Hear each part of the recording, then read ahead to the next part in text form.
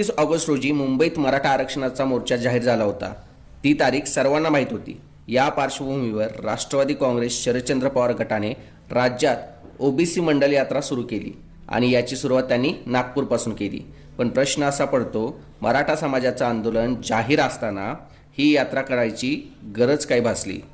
एकीकडे शरद पवार साहेबांचा पक्ष मराठा आरक्षणाला पाठिंबा देतोय असं दाखवत आहे, तर दुसरीकडे त्याच पक्षाच्या मंचावर तुम्ही घरचाच रस्ता दाखवा, कुठेतरी खोटे नाटे सर्टिफिकेट आणतील आणि आम्ही ओबीसी असं नाही चालणार, ही माझी ठाम भूमिका आहे। मराठा समाजातील प्रमाणपत्र धारकांना डुप्लिकेट ओबीसी अशी हिणवणारी वक्तव्य होतात।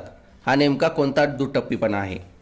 मराठा समाजाला जे कुणबी प्रमाणपत्र मिळाले आहे ते कायदेशीररित्या मिळाले आहे। यात त्यांनी कुणाच्या हक्काचं काहीही हिरावून घेतलेले नाही। तरीही अशा भाषांचा अर्थ काय? आणि याला राष्ट्रवादी शरदचंद्र पवार पक्षाचे पदाधिकारी आणि त्यांचे अध्यक्ष